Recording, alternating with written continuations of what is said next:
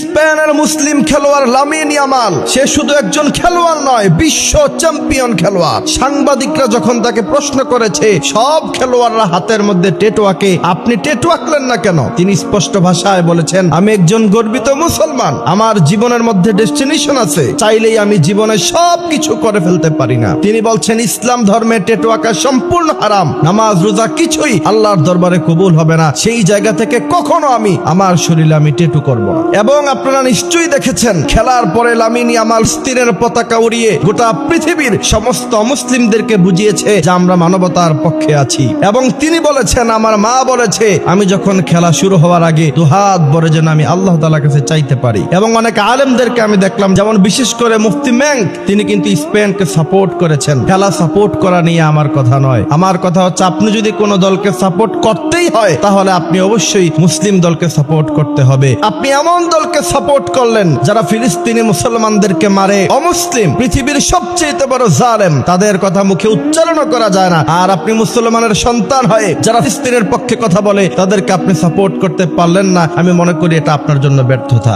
সব কথার শেষ কথা হলো, সারা রাত খেলা দেখে ফজরের সময় খেলা শেষ হয়, ছেলেরা ফজরের নামাজে মসজিদে যায় না। ওই সময় আতশবাজি, বিশাল বড় বড় সাউন্ড করে মিছিল করে, কিন্তু মসজিদে তাদের জায়গা হয় না। আল্লাহ সুবহানাহু ওয়া তাআলা বড় চমৎকার বলছেন, ইন্নাকা লা তাহদি মান আহবাবতা ওয়ালাকিন্নাল্লাহা ইয়াহদি মান ইয়াশা ওয়া হুয়া আ'লামু বিল মুহতাদিন। আল্লাহ তাআলা যাকে চায় তার হেদায়েত দেয়, আল্লাহ তাআলা যাকে চায় তাকে হেদায়েত দেয় না। এই জন্য সব সময় আল্লাহ তাআলার কাছে দোয়া করতে হবে, আল্লাহ আপনি আমাকে হেদায়েত দান করেন।